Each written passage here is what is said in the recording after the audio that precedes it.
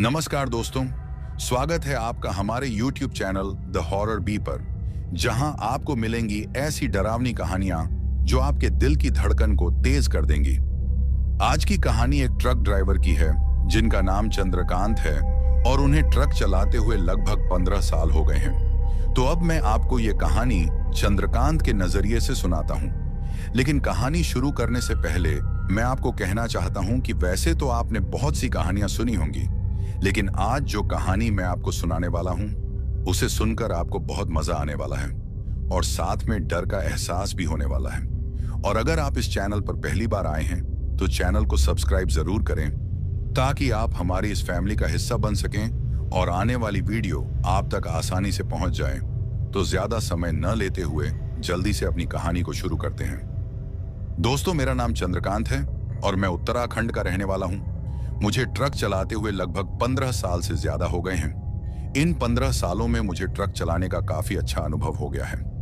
इतने लंबे सफर में मैंने न जाने कितने शहर, गांव और राज्यों के रास्ते देखे हैं। कभी पहाड़ों के संघर्ष भरे मोड़ तो कभी रेगिस्तान के बेमियादी रास्ते।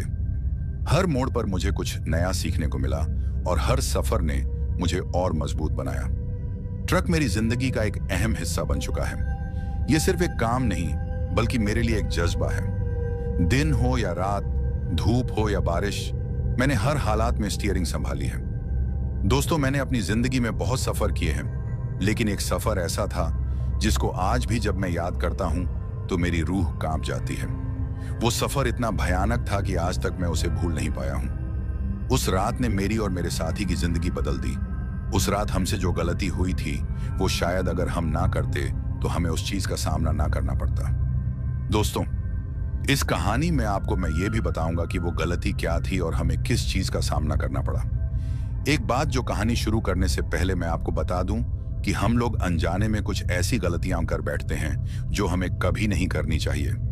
उस गलती के बारे में आपको अभी कुछ देर में पता चलने वाला है और इस कहानी से आपको एक सीख भी मिलेगी। तो चलिए कहानी को जारी रखते हैं। दोस्तों, ये बात आज से 8 साल पहले की है, जब वो सब मेरे साथ हुआ था।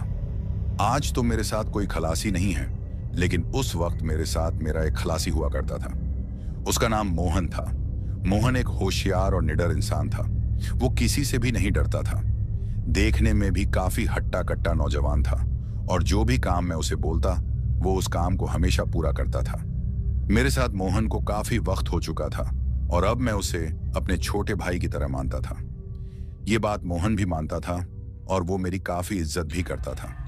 हर बार की तरह इस बार भी हमें माल डिलीवर करने अपने शहर से दूसरे जगह जाना था, लेकिन इस बार का जो माल था वो हमें एक गांव लेकर जाना था।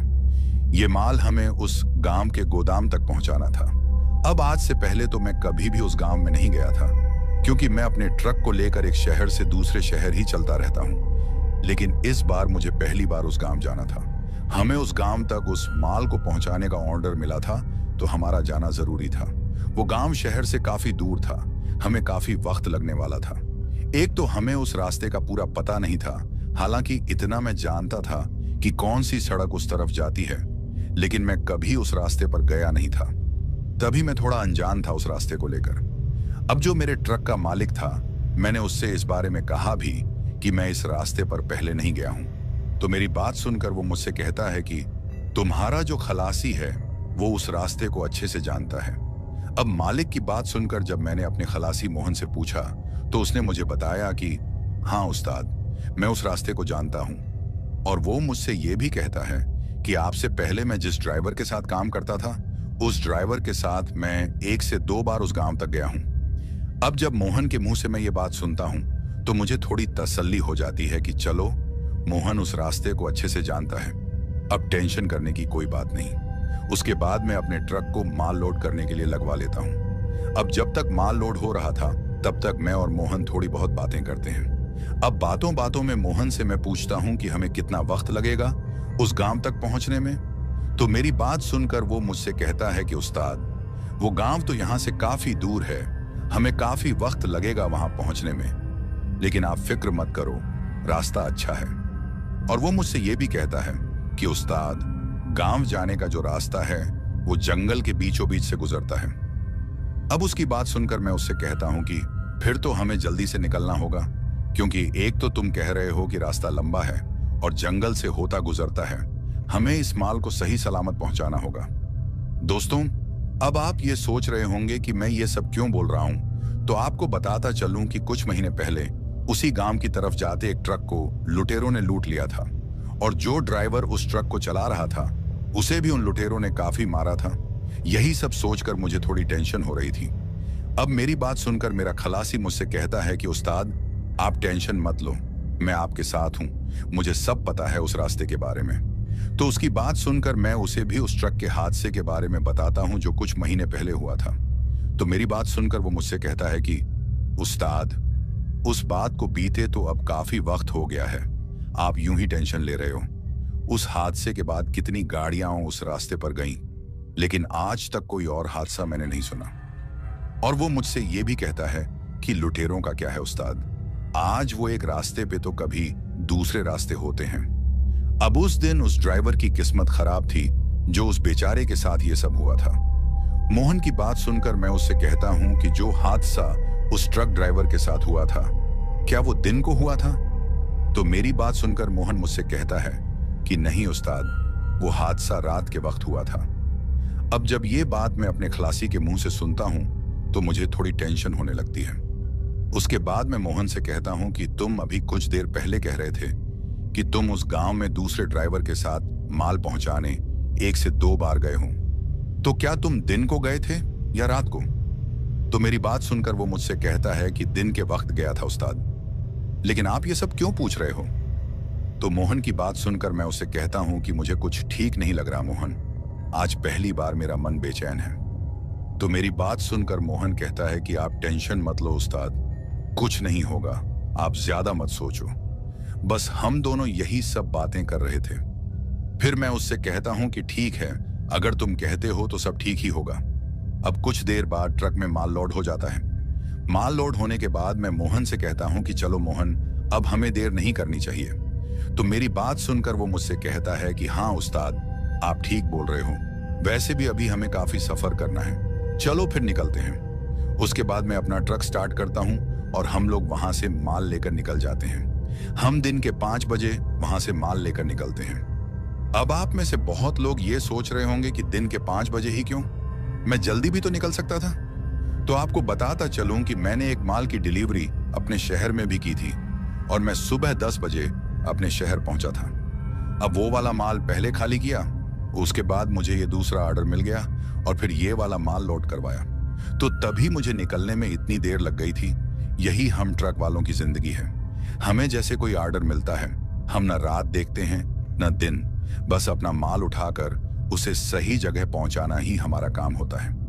खैर, उसके बाद हम अपने सफर पर निकल जाते हैं। रास्ते में मोहन और मैं काफी बातें करते हैं। मोहन काफी दिलचस्प इंसान था, वो कभी इधर की तो कभी उधर की बातें करता और मुझे वो काफी हंसा भी रहा था। लेकिन शायद यही हंसी अब बहुत जल्द एक डर में बदलने वाली थी, लेकिन हम दोनों इस बात से अनजान थे। शायद हमें इस बात का पता ही नहीं था कि कोई ऐसी बला है जो हमारा इंतजार कर रही है और आज की जो रात आने वाली है वो हम पर काफी भारी पड़ने वाली है। खैर, सफर अच्छा जा रहा था, सब कुछ नॉर्मल लग रहा था। अब कुछ देर तक सफर करने के बाद मेरा जो खलासी मोहन है वो मुझसे कहता है कि उस्ताद, क्यों ना किसी ढाबे पर ट्रक को रोककर खाना खा लिया जाए। तो मोहन की बात सुनकर मैं उससे कहता हूं कि तुम पागल हो गए हो क्या, अभी कौन सा टाइम है खाना खाने का, आगे कहीं खा लेंगे। तो मेरी बात सुनकर मोहन मुझसे कहता है कि उस्ताद, अभी 6 तो बजने ही वाले हैं और अंधेरा भी कुछ वक्त के बाद होने ही वाला है। दोस्तों, ये वक्त सर्दियों का था और आप सबको तो पता ही है कि सर्दियों के वक्त कितनी जल्दी रात हो जाती है। उसके बाद मोहन मुझसे ये भी कहता है कि उस्ताद, खाना खा लेते हैं, क्योंकि यहां से कुछ दूर आगे चलने के बाद उस गांव की तरफ जाने वाली सड़क आने वाली है। उस रास्ते पर आपको कोई भी ढाबा नहीं मिलेगा और जब तक हम उस गांव तक नहीं पहुंच जाते, हम रास्ते में रुक भी नहीं सकते, क्योंकि आपको भी पता है और मुझे भी कि लुटेरों का काफी डर है उस रास्ते पर। इसलिए कह रहा हूं उस्ताद, खाना खा लेते हैं। अब मोहन की बात सुनकर मुझे भी उसकी बात ठीक लगती है और मैं मान जाता हूं। उसके बाद थोड़ा आगे चलने के बाद हमें एक ढाबा नजर आ जाता है और हम लोग अपना ट्रक उस ढाबे के बाहर लगाकर उस ढाबे के अंदर चले जाते हैं। उसके बाद हम लोग खाने का ऑर्डर देते हैं और फिर कुछ देर में खाना आ जाता है। अब खाना खाते खाते मैं मोहन से कहता हूँ कि खाना जल्दी जल्दी खाओ, हमें अभी बहुत सफर करना है और ज्यादा देर करना हमारे लिए सही नहीं रहेगा। और फिर मैं उससे ये भी कहता हूँ कि मुझे वैसे भी कुछ ठीक नहीं लग रहा, अभी भी मेरा मन बहुत बेचैन है। मेरी बात सुनकर मोहन मुझसे कहता है कि उस्ताद, आप बेकार की टेंशन ले रहे हो, कुछ नहीं होगा। मोहन को देखकर ऐसा लग रहा था जैसे उसे किसी चीज की फिक्र ना हो। जैसा कि मैंने आपको पहले ही बताया है कि मोहन एक निडर और मस्त मौला इंसान है। अब उसको इस तरीके से बेखौफ देखकर मैं भी थोड़ा बेफिक्र हो जाता हूँ और फिर सोचने लगता हूँ कि क्या यार चंद्रकांत, तुम ऐसे ही फालतू में डर रहे हो, जो होना होगा होकर रहेगा। मेरे फिक्र करने से कुछ बदलने वाला तो नहीं है और मैं ऐसे ही फिक्र कर रहा हूं, कुछ नहीं होगा। अच्छा सोचोगे तो अच्छा ही होगा, मैं खुद को तसल्ली दे रहा था। लेकिन शायद मेरे मन में जो बेचैनी चल रही थी वो कहीं ना कहीं सच्ची थी। खैर, हम लोग जल्दी से अपना खाना खत्म कर लेते हैं और फिर जल्दी से अपने ट्रक में चढ़ जाते हैं। उसके बाद मैं फिर से अपने ट्रक को स्टार्ट करता हूं और अपनी मंजिल की तरफ निकल जाता हूं। ढाबे से निकलने के बाद हम लोग फिर से बातें करने लग जाते हैं। खाना खाने के बाद अब रात पूरी तरह से पसर चुकी थी। मैं भी सोच रहा था कि हमने बिल्कुल सही किया खाना खाकर, क्योंकि मोहन के बोलने के मुताबिक जहां हम जा रहे हैं वहां हमें कोई भी होटल उस रास्ते में मिलने वाला नहीं था। अब ढाबे से निकले हमें काफी वक्त हो गया था। तभी वो रास्ता हमें दिखाई देता है जो उस गांव की तरफ जाता था, मतलब जहां हमें जाना था। उस रास्ते को देखकर मेरा खलासी मोहन मुझसे कहता है, उस्ताद देखो ये बाएं तरफ वाला जो रास्ता है जो हाईवे से अलग होता नजर आ रहा है, इसी तरफ हमको जाना है। तो मोहन की बात सुनकर मैं उससे कहता हूं, मुझे पता है मोहन कि यही रास्ता है। तो मेरी बात सुनकर वो मुझसे कहता है, उस्ताद आप तो बोल रहे थे कि आप उस गांव में पहले कभी नहीं गए, फिर आप इस रास्ते को कैसे जानते हो? तो मोहन की बात सुनकर मैं उससे कहता हूं, हाँ मैं पहले कभी उस तरफ नहीं गया, लेकिन मुझे इतना पता है कि ये रास्ता उस गांव की तरफ जाता है, क्योंकि एक बार यहीं इसी जगह एक आदमी ने मुझसे लिफ्ट मांगी थी और जब मैंने उसे लिफ्ट दी थी तो उसने खुद को उस गांव का बताया था और उसने मुझसे कहा था कि ये रास्ता मेरे गांव की तरफ जाता है। उसी आदमी से ही मुझे उस हादसे के बारे में पता चला था जब उस ट्रक को लुटेरों ने लूटा था, और तब उस ट्रक को लूटे हुए सिर्फ 1 महीना ही हुआ था।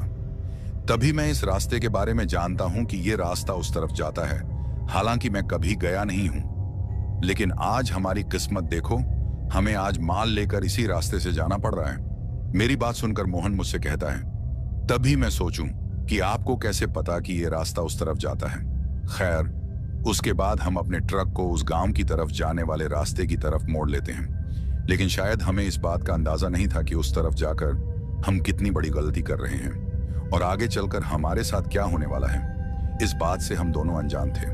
दोस्तों, वो कहते हैं ना, जो जिसकी किस्मत में लिखा होता है वो सब उसे भुगतना ही पड़ता है, और शायद आज हमारी किस्मत ने भी हमें किसी ऐसी चीज से मिलाना था जिसको हम आज तक भूल नहीं पाए हैं। खैर, अब हम अपने ट्रक को लेकर उस रास्ते की तरफ बढ़ जाते हैं। सब कुछ सामान्य लग रहा था।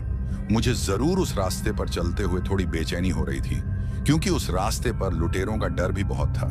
हालांकि आज से पहले मुझे कभी भी ऐसी बेचैनी महसूस नहीं हुई थी, लेकिन आज पहली बार मुझे कुछ अच्छा नहीं लग रहा था। तभी मोहन ट्रक का रेडियो ऑन कर लेता है और फिर गाने लगाकर गुनगुनाने लग जाता है। उसे इस तरह से गुनगुनाता देखकर मैं उससे कहता हूं, तुम्हें कभी डर नहीं लगता क्या? तो मेरी बात सुनकर वो मुझसे कहता है, किस बात का डर उस्ताद? मुझे कोई डर वगैरह नहीं लगता, और डर डर कर जीना भी कोई जिंदगी है? हमेशा जिंदगी में खुश रहो। मोहन की बात सुनकर मुझे भी थोड़ी हिम्मत मिलती है और मैं उससे कहता हूं, बात तो तुम्हारी सही है, लेकिन कभी कभी डरना भी बहुत जरूरी होता है। तो मेरी बात सुनकर मोहन थोड़ा मुस्कुराता है और फिर मुझसे कहता है, बात आपकी भी सही है। उसके बाद मैं मोहन से पूछता हूं, मोहन, तुम मुझसे पहले जिस ड्राइवर के साथ काम करते थे वहां से तुमने काम क्यों छोड़ा था? तो मेरी बात सुनकर वो मुझसे कहता है, उस्ताद, वो ड्राइवर मुझसे काम बहुत करवाता था लेकिन पैसे कम देता था, और उतने कम पैसों में मेरा गुजारा भी नहीं होता था। तभी मुझे वहां से काम छोड़ना पड़ा। अब हम लोग यही सब बातें कर रहे थे कि अब हमारे देखते देखते जंगल का इलाका शुरू हो जाता है। अब जिस रास्ते पर हम चल रहे थे वो रास्ता पूरी तरह से सुनसान था। एक भी गाड़ी हमें उस सड़क पर दिखाई नहीं दे रही थी। दोस्तों, उस वक्त का जो माहौल था वो काफी डरावना लग रहा था, क्योंकि अंधेरा बहुत ही गहरा था और दूर दूर तक फैला हुआ था। सिर्फ मेरे ट्रक की हेडलाइट्स ही उस रास्ते के अंधेरे को चीरने की कोशिश कर रही थी। हमें सिर्फ उतना ही नजर आ रहा था जितना हम अपने ट्रक की हेडलाइट से देख सकते थे। बाकी का हमें कुछ भी दिखाई नहीं दे रहा था। सड़क के दोनों तरफ काला घना जंगल था, जिसके बीचों बीच से हमारा ट्रक उस सुनसान सड़क पर गुजर रहा था। मुझे काफी डर लग रहा था उस रास्ते से गुजरते वक्त। पूरा जंगल शांत नजर आ रहा था। सिर्फ मेरे ट्रक के टायरों की घरघराहट और ट्रक के अंदर का रेडियो ही मुझे सुनाई दे रहा था। और कभी कभी तो मुझे ऐसा महसूस हो रहा था जैसे कोई मुझे उस जंगल से देख रहा हो। इतना डरावना माहौल मैंने पहले कभी महसूस नहीं किया था। लेकिन वहीं अगर मैं मोहन की बात करूं तो वो अभी भी रेडियो में लगे गानों को गुनगुना रहा था। उसे ऐसा माहौल देखकर भी कोई फर्क नहीं पड़ रहा था। खैर, अब इन सब बातों को नजरअंदाज करते हुए मैं अपनी ड्राइविंग पर ध्यान देता हूं और अपने ट्रक की स्पीड को थोड़ा तेज कर लेता हूं ताकि हम जल्दी से अपनी मंजिल पर पहुंच जाएं। लेकिन शायद मंजिल पर पहुंचने से पहले हमारे साथ कुछ ऐसा होने वाला था जिससे हम दोनों अनजान थे। खैर, अभी तक सब कुछ सामान्य लग रहा था, लेकिन फिर हमारे साथ कुछ ऐसा होता है जिसके बारे में हमने कभी सोचा ही नहीं था। मतलब कि अभी हम लोग अपने सफर की तरफ बढ़ ही रहे थे कि अचानक से एक जोरदार धमाका हमें सुनाई देता है। और उस धमाके की आवाज इतनी भयानक होती है कि पूरा जंगल उस आवाज से गूंज उठता है। और उस आवाज को सुनकर मैं और मेरा खलासी मोहन भी काफी ज्यादा डर जाते हैं, क्योंकि उस सुनसान हाईवे पर इस तरह किसी धमाके की आवाज सुनना किसी को भी चौंका सकता था। खैर, अब जब हमने दोनों ने उस धमाके को सुना तो मैं एकदम से अपने ट्रक को ब्रेक लगा देता हूं और फिर ट्रक को सड़क के बीचों बीच रोक देता हूं। अब मेरे ब्रेक लगाते ही मोहन मुझसे पूछता है कि उस्ताद, आपने एकदम से ब्रेक क्यों लगाई? और जिस धमाके की हमको आवाज आई थी वो सब क्या था?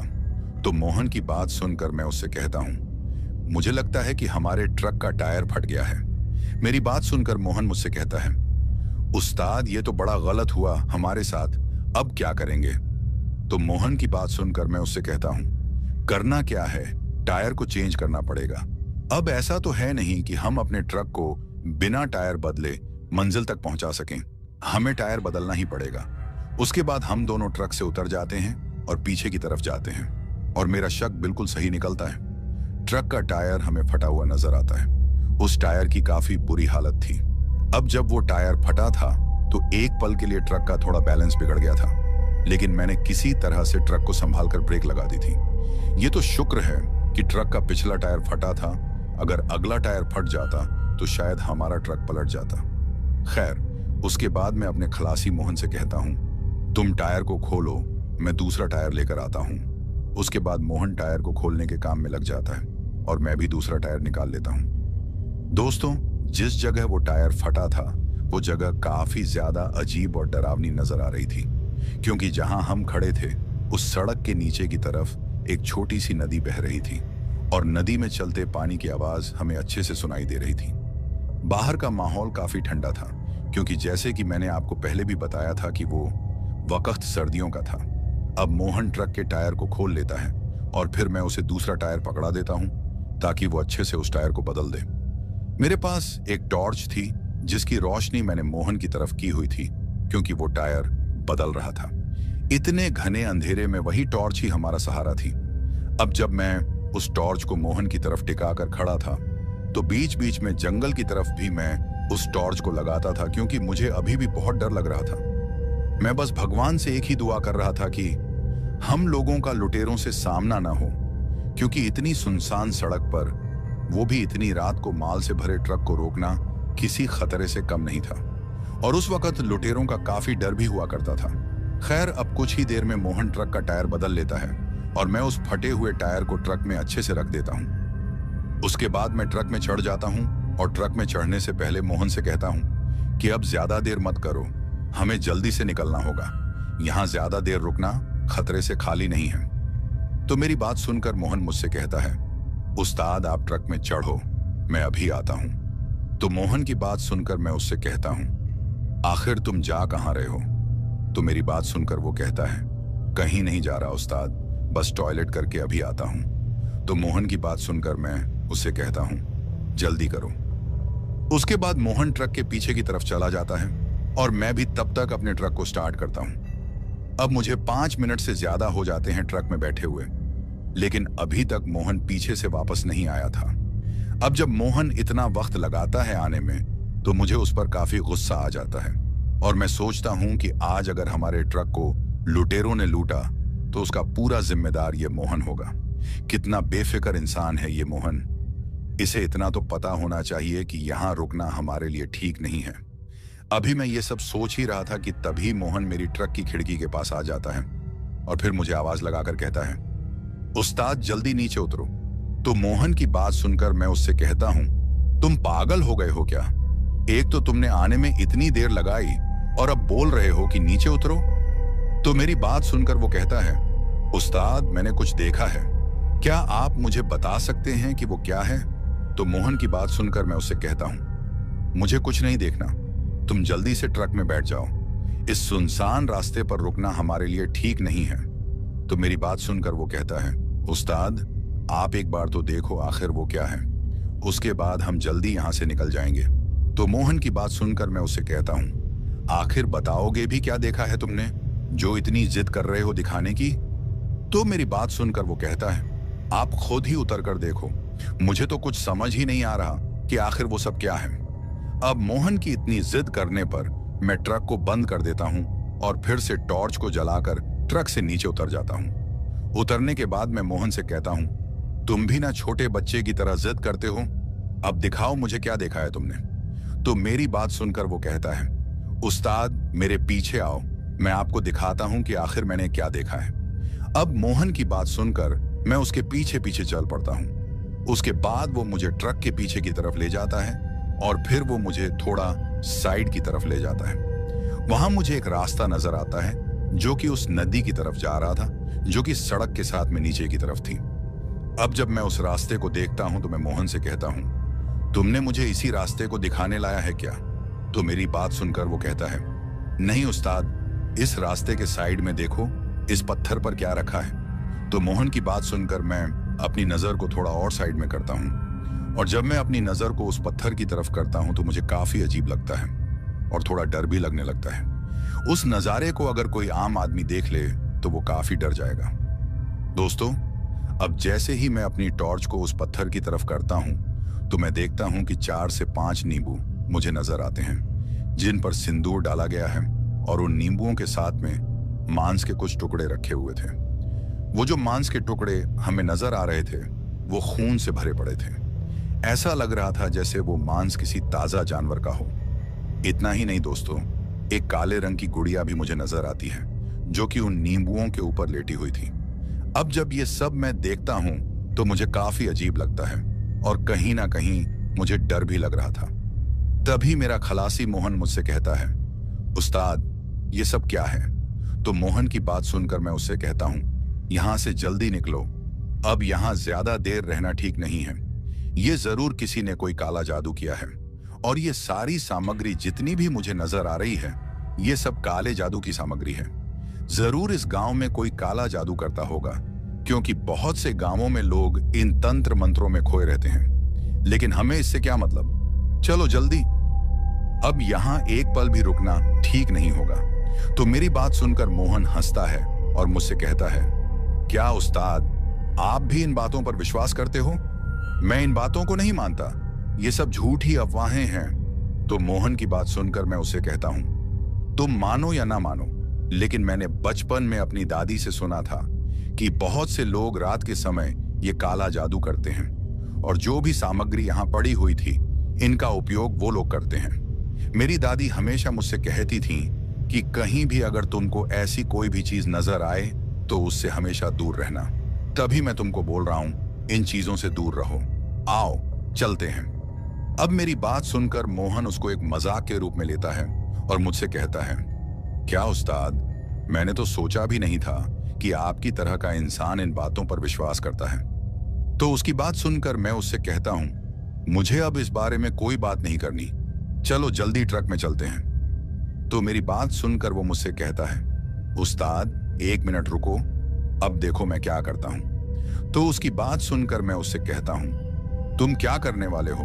कोई भी गलती मत करना, चुपचाप ट्रक में बैठ जाओ। तो मेरी बात को नजरअंदाज करके मोहन एक गलती कर बैठता है, और वो गलती इतनी खतरनाक होती है कि जिसका खामियाजा हमें आगे चलकर भुगतना पड़ता है।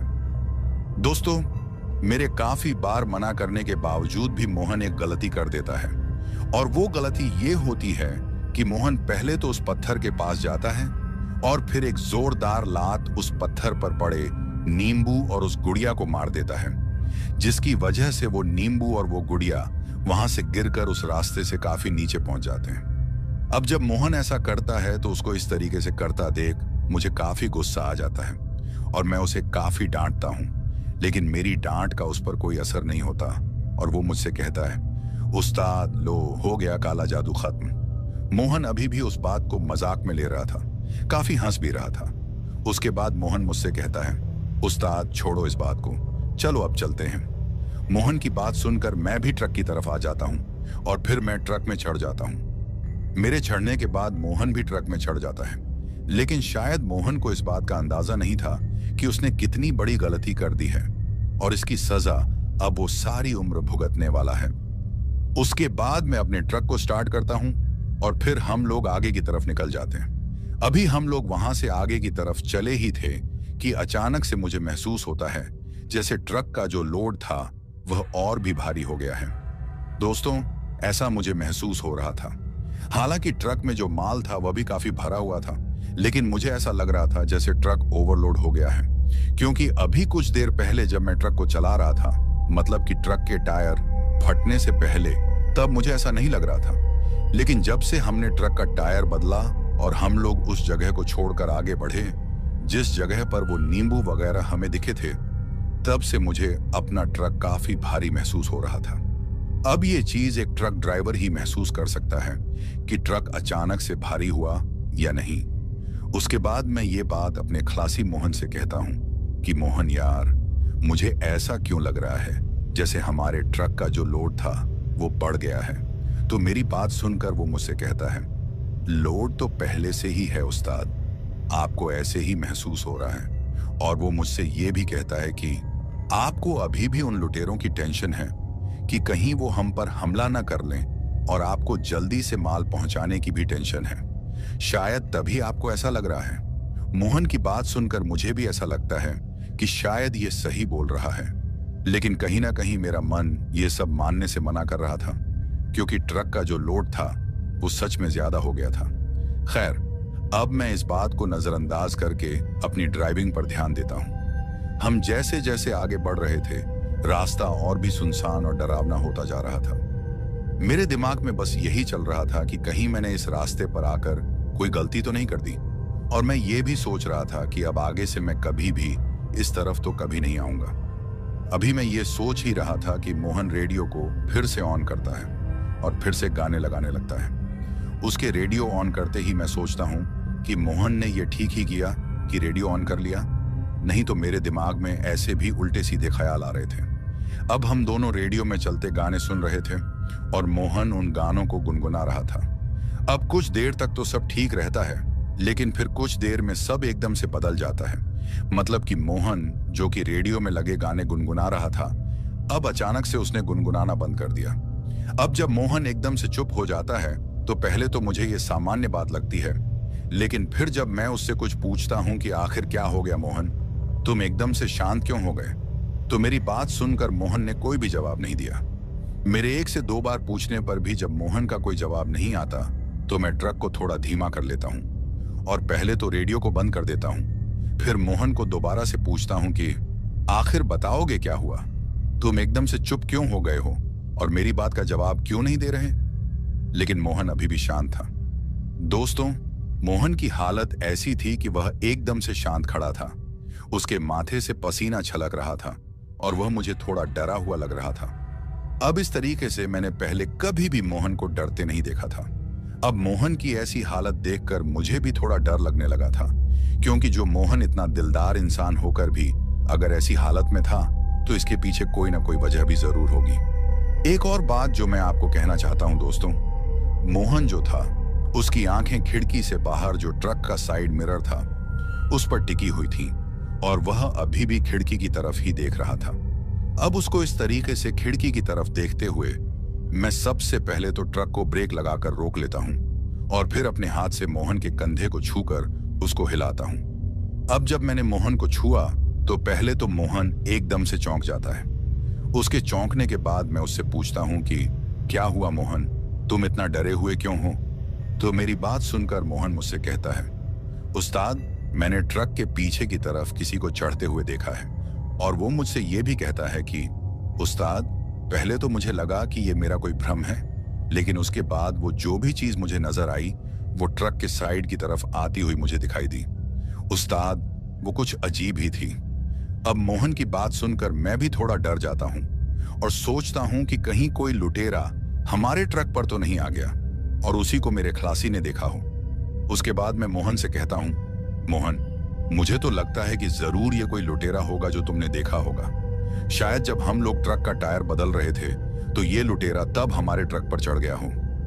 मोहन यार, मुझे तो बहुत डर लग रहा है। लगता है इसके साथी भी हमें आगे मिल जाएंगे और जो हादसा आज से कुछ महीने पहले उस ट्रक ड्राइवर के साथ हुआ था, आज वो हादसा हमारे साथ होने वाला है। मेरी बात सुनकर मोहन मुझसे कहता है, उस्ताद, जो चीज मैंने देखी है ये कोई लुटेरा नहीं है उस्ताद, ये कुछ अजीब ही था। उसकी बात सुनकर मैं उससे कहता हूं, तुम्हारे बोलने का मतलब क्या है? तो मोहन मुझसे कहता है, उस्ताद, एक भयानक साया मैंने अपने ट्रक के साइड की तरफ देखा जो हमारे ट्रक पर चिपक कर बैठा था और उस साये ने कई बार मेरे करीब आने की कोशिश की। उस्ताद, मुझे बहुत डर लग रहा है, आप जल्दी से ट्रक को भगाओ। मोहन की बात सुनकर मुझे थोड़ा अजीब लगता है और मैं सोचता हूं कि कहीं मोहन मुझे डराने की कोशिश तो नहीं कर रहा या फिर मुझसे कोई मजाक कर रहा हो, क्योंकि मोहन तो किसी भी चीज से नहीं डरता था। अब ऐसा कौन सा साया इसने देख लिया जो ये सब मुझसे कह रहा है? मुझे इतना तो पता था कि मोहन भूत प्रेतों पर विश्वास नहीं करता और ना मैं इन बातों पर विश्वास करता हूं। उसके बाद मैं मोहन से कहता हूं, तुम्हें मैं ही मिला हूं पागल बनाने को? आगे ही इस रास्ते पर इतना डर है और तुम भी मुझे डराने की कोशिश कर रहे हो?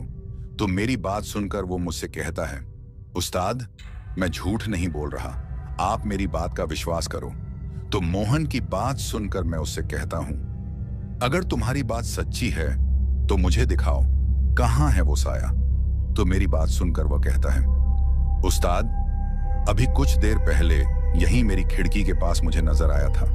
अब उसकी बात सुनकर एक पल के लिए मुझे लगता है कि हो सकता है इसने जरूर किसी लुटेरे को ही देखा हो, क्योंकि मोहन इतना भी झूठ मुझसे नहीं बोल सकता। उसके बाद मैं मोहन से कहता हूं, चलो मुझे दिखाओ, कहां पर है वो साया? आओ ट्रक के पीछे अच्छे से देखते हैं कि आखिर तुमने क्या देखा। तो मेरी बात सुनकर वो पहले तो मना करता है लेकिन फिर मान जाता है। उसके बाद मैं और मोहन ट्रक से नीचे उतर जाते हैं, लेकिन उतरने से पहले मैं अपनी सीट के नीचे की तरफ एक रॉड को निकाल लेता हूं ताकि अगर कोई लुटेरा हो तो उससे बचने के लिए कोई ना कोई हथियार तो होना ही चाहिए। यही सब सोचकर मैं उस रॉड को निकाल लेता हूं और फिर हम दोनों ट्रक से उतरकर ट्रक के पीछे की तरफ चले जाते हैं। अब जैसे ही हम ट्रक के पीछे की तरफ पहुंचते हैं, हमें कुछ भी नजर नहीं आता। ट्रक पूरी तरह से तिरपाल से ढका हुआ था और ऐसी कोई भी चीज हमें वहां नजर नहीं आती जो मोहन ने मुझसे कही थी। अब ये सब देखकर मैं मोहन से कहता हूं कि जरूर तुम्हारे साथ कोई वहम हुआ है, अगर यहाँ कोई होता तो हमें जरूर दिख जाता। मेरी बात सुनकर मोहन भी काफी हैरान था। उसे कुछ समझ ही नहीं आ रहा था कि आखिर जो भी उसने देखा वो एकदम से कहां चला गया। उसके बाद मैं मोहन से कहता हूं, अब जल्दी से ट्रक में चढ़ो, यहां रुकना ठीक नहीं है। तो मेरी बात सुनकर मोहन ट्रक में चढ़ जाता है और फिर मैं भी अपने ट्रक का फाटक खोलकर ट्रक में चढ़ जाता हूं। फिर हम अपना ट्रक स्टार्ट करके वहां से आगे की तरफ निकल जाते हैं। अब मैं अपने ट्रक की स्पीड को थोड़ा तेज कर लेता हूं ताकि हम जल्द से जल्द उस गांव तक पहुंच जाएं। अभी हम लोग वहां से थोड़ा आगे की तरफ चले ही थे कि अचानक से जंगल से कोई जानवर एकदम से निकलकर हमारे ट्रक के सामने आ जाता है। अब जब तक मैं वो सब समझ पाता कि आखिर वो क्या था, तब तक वो जो भी था मेरे ट्रक के नीचे आ जाता है और एक जोरदार आवाज मेरे ट्रक के नीचे से आ जाती है। अब जब एकदम से मेरे साथ वो चीज हुई तो मैंने अपनी तरफ से पूरी कोशिश की थी ब्रेक लगाने की, लेकिन शायद मेरे ब्रेक लगाने से पहले ही वो जो भी चीज थी या जो भी कोई जानवर था मेरे ट्रक के नीचे आ गया था। अब ये सब होने के बाद मैं काफी ज्यादा डर जाता हूँ। ये सब मोहन ने भी देखा था, लेकिन उसे भी कुछ समझ नहीं आ रहा था क्योंकि सब कुछ एकदम से हुआ था। ये सब होने के बाद मैं और मोहन जल्दी से अपने ट्रक से बाहर आ जाते हैं और मैं अपनी टॉर्च को जलाकर ट्रक के नीचे की तरफ रोशनी करता हूँ। अब जब मैंने अपने ट्रक के नीचे टॉर्च की रोशनी की तो मैं काफी ज्यादा डर जाता हूँ। दोस्तों, मैं देखता हूँ कि ट्रक के जो टायर थे वो पूरी तरीके से खून से भरे हुए थे। ये सब नजारा देखकर मोहन भी चौंक गया था। अब हम लोग ज्यादा ना सोचकर उस चीज को देखने की कोशिश करते हैं कि आखिर जो भी चीज या जानवर हमारे ट्रक के नीचे आया वो क्या था। हम दोनों उस जानवर को अच्छे से पीछे की तरफ भी देखते हैं, लेकिन हमें सिवाय खून के वहां कुछ भी नजर नहीं आता।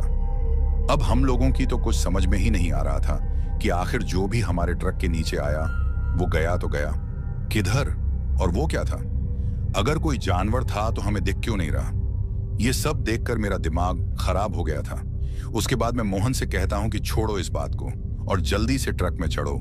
उसके बाद मोहन और मैं हम दोनों ट्रक में चढ़ जाते हैं और अपने ट्रक को स्टार्ट करके जितनी जल्दी हो सके वहां से निकल जाते हैं। अब गांव तक पहुंचने में हमें थोड़ा ही समय लगने वाला था।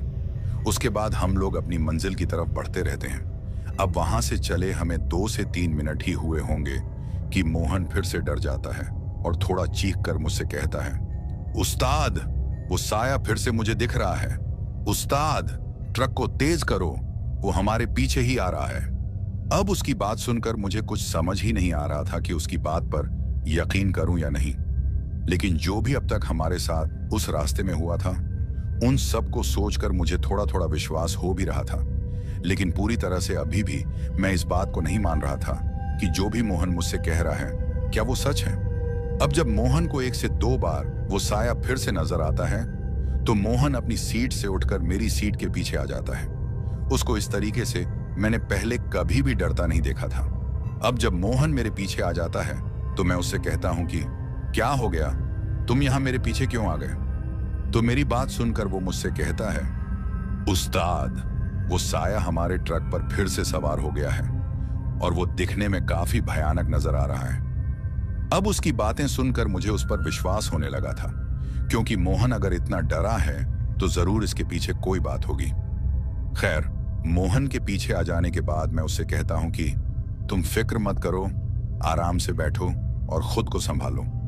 उसके बाद मैं ट्रक चलाता रहता हूं। अब जब मैं ट्रक चला रहा था कि अचानक मुझे अपने ट्रक के साइड मिरर में थोड़ी हलचल महसूस होती है। अब जब मुझे ऐसा महसूस होता है तो मैं कुछ सेकंड के लिए अपनी नजर उस साइड मिरर की तरफ करता हूं। अब जैसे ही मैंने अपनी नजरों को साइड मिरर की तरफ किया तो जो मैं देखता हूं उसे देखकर मेरी आंखें फटी की फटी रह जाती हैं। इतना डरावना मंजर मैंने अपनी जिंदगी में पहली बार देखा था। दोस्तों, अब जैसे ही मेरी नजर उस साइड मिरर पर पड़ती है तो मैं देखता हूं कि सच में एक काला साया मेरे ट्रक के साइड की तरफ मुझे दिखाई देता है। और अब मुझे पूरे तरीके से विश्वास हो जाता है कि जो भी मेरा खलासी मोहन मुझसे कह रहा था वो सब सच था। दोस्तों, वो साया काफी अजीब तरीके से ट्रक पर चिपका हुआ मुझे नजर आ रहा था। जिस तरीके से कोई छिपकली किसी दीवार पर चिपक कर बैठती है, उसी तरीके से वो साया मेरे ट्रक के साइड में पीछे की तरफ चिपका हुआ मुझे नजर आ रहा था। उस साये को देखकर मैं बुरी तरह से डर जाता हूं और मैं अपने खलासी मोहन से कहता हूं, मोहन, तुम्हारी बात बिल्कुल सच्ची थी। वो साया सच में हमारे ट्रक पर ही बैठा हुआ है। मेरी बात सुनकर मोहन और भी डर जाता है और रोते हुए मुझसे कहता है, उस्ताद, कुछ भी करो, मेरी जान बचा लो। मोहन की बात सुनकर मैं एकदम से शांत हो गया था, क्योंकि मुझे कुछ भी समझ नहीं आ रहा था कि आखिर उस साये से कैसे बचा जाए। अभी मैं ये सोच ही रहा था कि तभी वो साया उस ट्रक से साइड से चलता हुआ मेरी खिड़की के काफी करीब आ जाता है। और जब वो साया मेरे ट्रक की खिड़की के पास आ जाता है तो उस चीज को देखकर मेरी हालत काफी ज्यादा खराब हो जाती है। इतना भयानक नजारा मैंने अपनी जिंदगी में पहली बार देखा था। दोस्तों, मैं देखता हूं कि जब वो साया मेरे काफी करीब आ जाता है तो वो साया एक औरत की तरह मुझे नजर आता है, लेकिन वो दिखने में कोई साधारण औरत नहीं बल्कि किसी चुड़ैल की तरह नजर आ रही थी। दोस्तों, उस चुड़ैल ने काली पोशाक पहनी हुई थी। उसके काफी लंबे काले बाल जो कि हवा में लहरा रहे थे, बड़े बड़े दांत और लंबे लंबे नाखून मुझे साफ साफ दिखाई दे रहे थे। उसका चेहरा इतना भयानक था कि उसको शब्दों में पिरोना काफी मुश्किल था। उसकी आंखें बिल्कुल आग में जले अंगारों की तरह नजर आ रही थीं। मैं चाहकर भी उससे अपनी नजरों को मिला नहीं पा रहा था। इतना भयानक चेहरा अगर कोई भी देखे तो उसे हार्ट अटैक हो जाए, और शायद अब मेरी हालत भी कुछ ऐसी ही थी। मुझे बस ऐसा महसूस हो रहा था जैसे अभी कुछ देर में मुझे हार्ट अटैक आने वाला है। और वो जो भी कोई चीज या चुड़ैल थी, वो काफी ध्यान से मुझे बाहर की तरफ से उस शीशे से देख रही थी। मेरे हाथ जैसे मानो स्टीयरिंग पर जाम से हो गए थे। मुझे बस ऐसा लग रहा था जैसे अब मेरे ट्रक का बैलेंस बिगड़ जाएगा और हमारा ट्रक पलट जाएगा। लेकिन एक बात की समझ मुझे अभी तक नहीं आई थी। वो जो भी हमारे ट्रक के अंदर अभी तक नहीं आई थी, शायद हमारे ट्रक में लगाई भगवान की जो मूर्ति थी, ये सब उसी की शक्ति थी कि वो चुड़ैल अभी तक हमारे ट्रक के अंदर नहीं आई थी। अब किसी तरीके से उसी तरह ट्रक चलाते हुए मेरा खलासी मोहन मुझसे कहता है, उस्ताद, वो देखो गांव नजर आ गया है। उस्ताद, आप किसी तरीके से अपने ट्रक को गांव तक पहुंचा दो, फिर शायद हम बच जाएं। मोहन की बात सुनकर मुझे एक उम्मीद नजर आने लगी कि शायद गांव में पहुंचकर हमारी जान बच सकती है। अब इतना तो मुझे पता चल चुका था कि ये चुड़ैल हमारे केबिन के अंदर आने वाली नहीं है, क्योंकि ट्रक के अंदर भगवान शंकर की मूर्ति लगी हुई थी। अब इसी बात को ध्यान में रखकर मैं थोड़ी हिम्मत करके अपने ट्रक को गांव की सीमा के अंदर ले जाता हूं, और फिर हम लोग गांव में पहुंच जाते हैं। अब जैसे ही हम लोग गांव पहुंचते हैं तो मैं अपनी खिड़की की तरफ डरते हुए देखता हूं कि क्या वो चुड़ैल अभी भी वहीं पर है। लेकिन जैसे ही मैं अपने ट्रक के साइड मिरर में देखता हूं तो मुझे उस तरफ कोई भी नजर नहीं आता। मोहन अभी भी मेरी सीट के पीछे ही बैठा हुआ था। उसके बाद मोहन मुझसे कहता है कि उस्ताद, क्या अभी भी वो साया आपको दिख रहा है? तो मोहन की बात सुनकर मैं उससे कहता हूं कि नहीं, मुझे अब कोई भी नजर नहीं आ रहा। मेरी बात सुनकर मोहन चैन की सांस लेता है, और फिर मुझे भी थोड़ी तसल्ली मिल चुकी थी कि चलो उस चीज से कहीं पीछा छूटा। लेकिन शायद हम गलत थे, क्योंकि अभी भी हम लोगों का पीछा नहीं छूटा था। दोस्तों, उसके बाद हम लोग अपना माल लेकर उस गोदाम में पहुंच जाते हैं, लेकिन गोदाम बंद हो चुका था। अब हमें सुबह का इंतजार करना था। उसके बाद मैं और मेरा खलासी मोहन उस गोदाम के बाहर ट्रक लगाकर पूरी रात उसी ट्रक में बिताते हैं, क्योंकि हम जानते थे कि जब तक हम इस ट्रक के अंदर हैं, हम सुरक्षित हैं।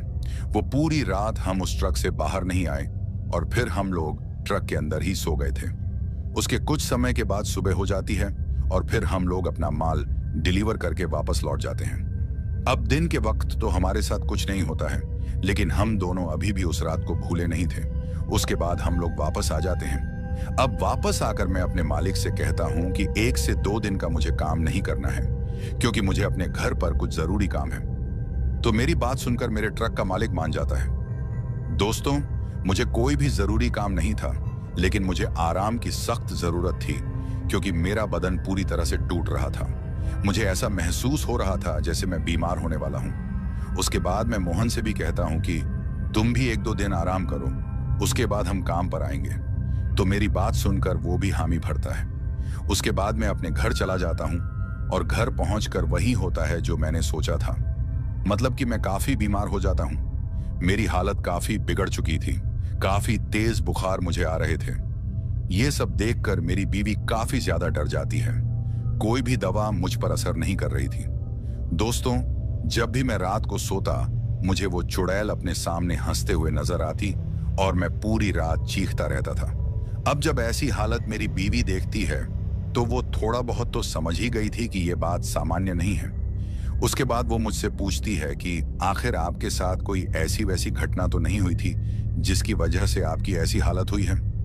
दोस्तों, मैंने अपनी बीवी को अभी तक इस बारे में नहीं बताया था, लेकिन उसके काफी ज्यादा जोर देने पर और अपनी बिगड़ती हालत देखकर मैं सब कुछ अपनी बीवी को बता देता हूं। मेरी बात सुनकर वो काफी ज्यादा डर जाती है, और अपने हाथ को अपने मुंह पर रखकर काफी ध्यान से मेरी तरफ देखती है, और फिर मुझसे कहती है कि आपको ये बात मुझसे पहले बोल देनी चाहिए थी।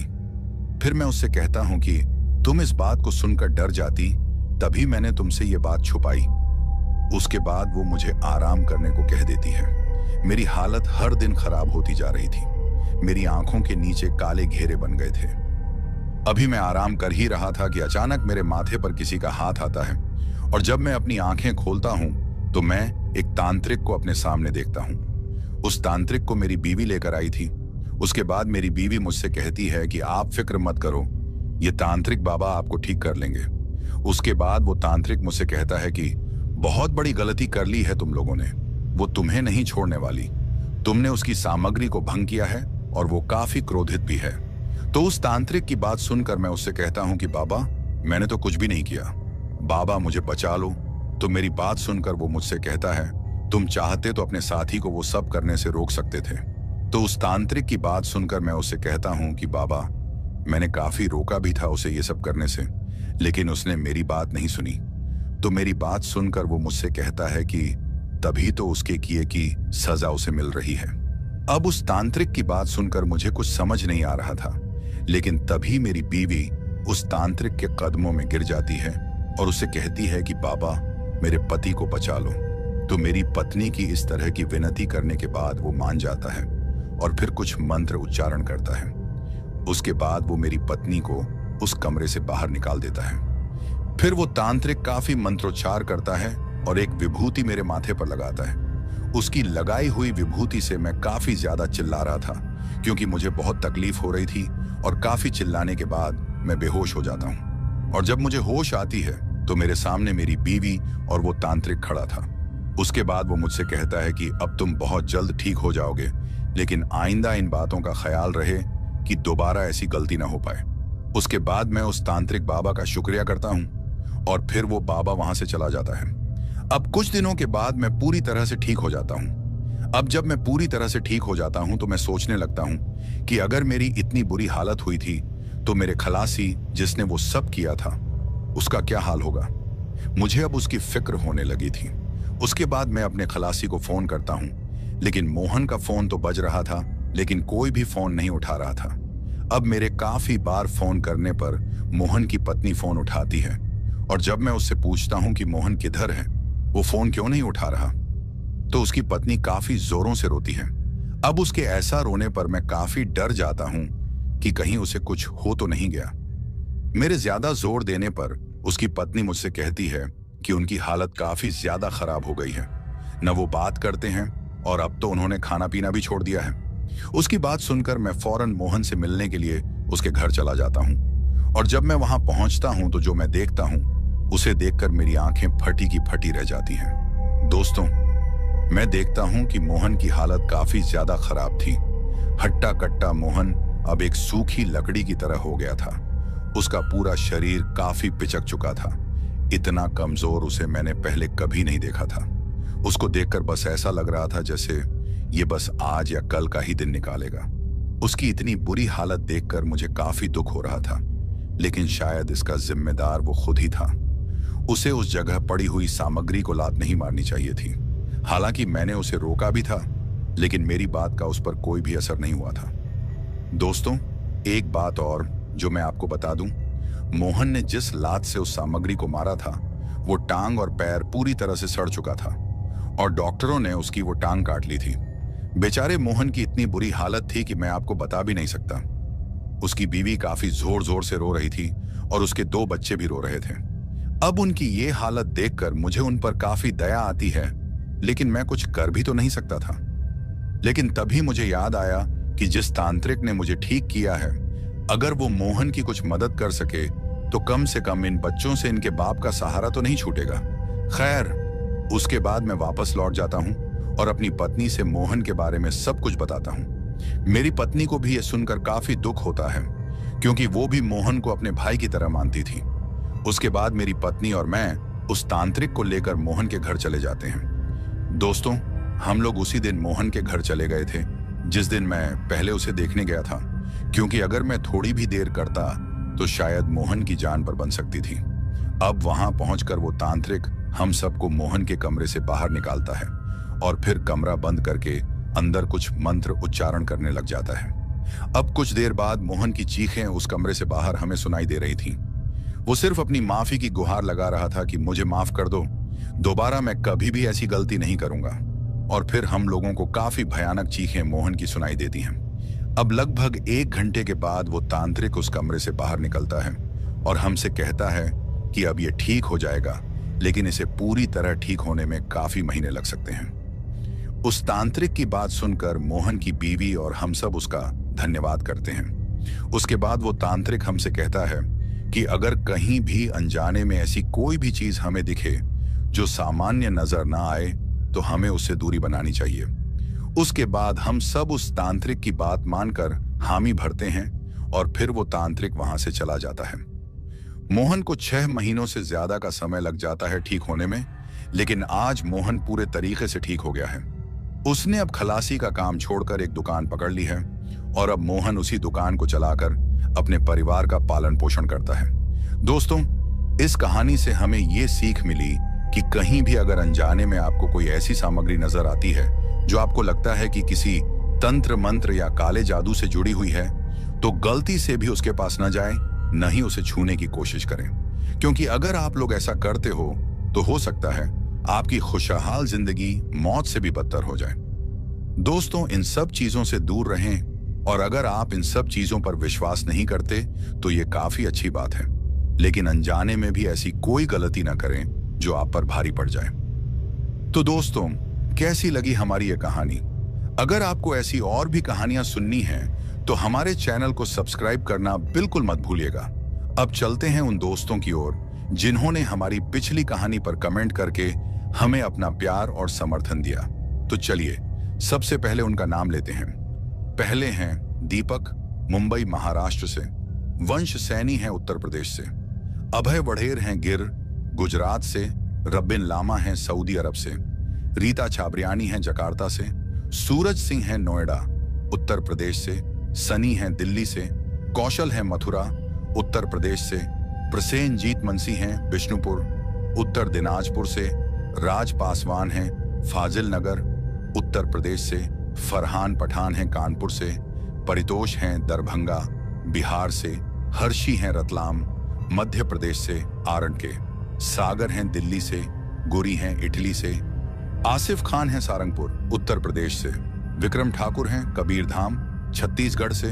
आकाश हैं हिंगोली महाराष्ट्र से। अक्सम खान हैं जौनपुर उत्तर प्रदेश से। कृष्णा काजले हैं नासिक महाराष्ट्र से। सुब्रत ब्रह्मा हैं काठमांडू नेपाल से। सूरज हैं उमरोंसो असम से। गोपी बहादुर हैं पंजाब से। पवन कुमार हैं उत्तर प्रदेश से। विपिन कुमार हैं दिल्ली से। प्रदीप हैं मुंबई से। नीलेश चौहान हैं छत्रपति संभाजी नगर महाराष्ट्र से। दीपंकर मंडल हैं पश्चिम बंगाल से। अमन हैं दिल्ली से। अर्क प्रथीम हैं सिलीगुड़ी पश्चिम बंगाल से। लक्ष्मी मोहित हैं मुंबई से। साहिल हैं रामपुर से। रमन खुराना हैं पंजाब से। अनिल हैं सूरत गुजरात से। नितेश हैं दिल्ली से।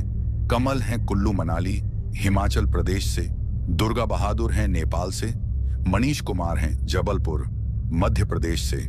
विश्वजीत हैं असम से। आशीष हैं मिर्जापुर से। तुषार हैं पश्चिम बंगाल से।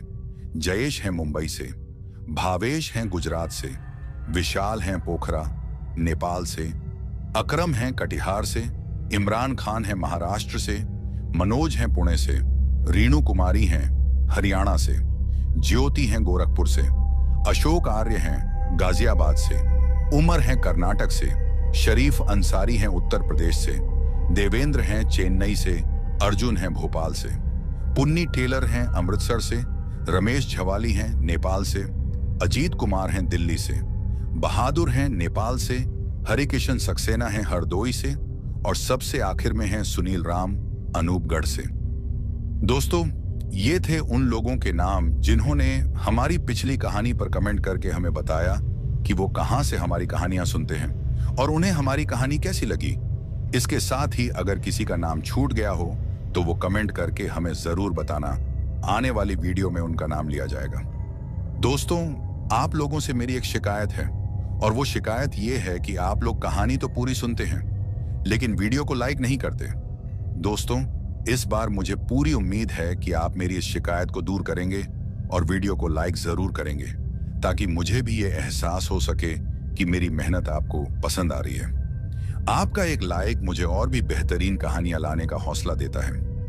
दोस्तों, दूसरी वीडियोस की तरह इस वीडियो पर भी अपना प्यार दिखाइए और मुझे सपोर्ट करिए, क्योंकि आप सबके सपोर्ट के कारण ही मैं यहां तक पहुंचा हूं और मुझे उम्मीद है कि आप लोगों के बलबूते ही एक दिन हमारी ये फैमिली काफी आगे तक जाएगी। चैनल पर अगर कोई नया है तो चैनल को सब्सक्राइब जरूर करें ताकि आप भी हमारी इस फैमिली का हिस्सा बन सकें। और जिन लोगों ने पहले से ही हमारे चैनल को सब्सक्राइब किया है, उन सभी का मैं तहे दिल से शुक्रगुजार हूं। इसके साथ ही मैं आप सबसे अलविदा कहना चाहता हूं। बाय दोस्तों।